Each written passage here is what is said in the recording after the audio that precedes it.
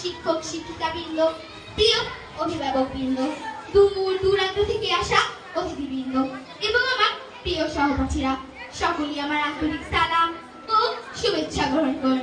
আসসালামু আলাইকুম। আজকের দিনটি আমাদের জন্য একটি আনন্দের ও বেদনারও। আনন্দের কারণ হলো আমরা আজ আমাদের প্রিয় প্রধান শিক্ষিকা সকলের প্রধানকে স্মরণ করার সুযোগ পেয়েছি।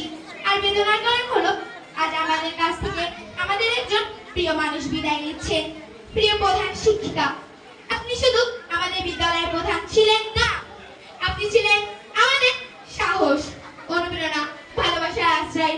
আপনার সৎ নেতৃত্ব ও দিক নির্দেশনা আমাদের জীবনের প্রতিটি ধাপে পথ দেখিয়েছেন। আমরা যখন ভুল করেছি আপনি আমাদের শাসন করেছেন, আমরা যখন সফল হয়েছি আপনি আমাদের উৎসাহ দিয়েছেন। একজন শিক্ষকের চেয়ে আপনি বেশি ছিলেন, আপনি আমাদের তৃতীয় মা ছিলেন।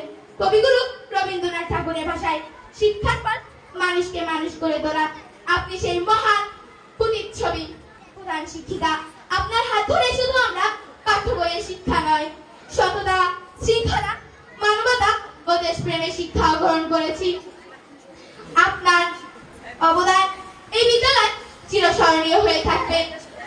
বিদায়ের আগে একটি কথা বলতে চাই, শিক্ষক কখনো বিদায় নেন না, তিনি তার শিক্ষার্থীদের হৃদয়ে চিরদিন বেঁচে থাকে।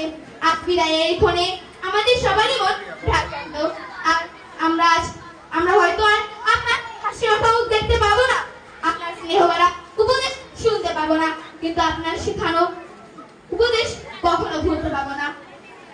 প্রিয় প্রধান শিক্ষিকা, আপনি আমাদের বিদ্যালয়ে ছিলেন একজন অভিভাবক। বিদায়ের আগে একটি কথা বলতে চাই, বিদায় নয় আবার হবে দেখা। ধন্যবাদ সবাইকে।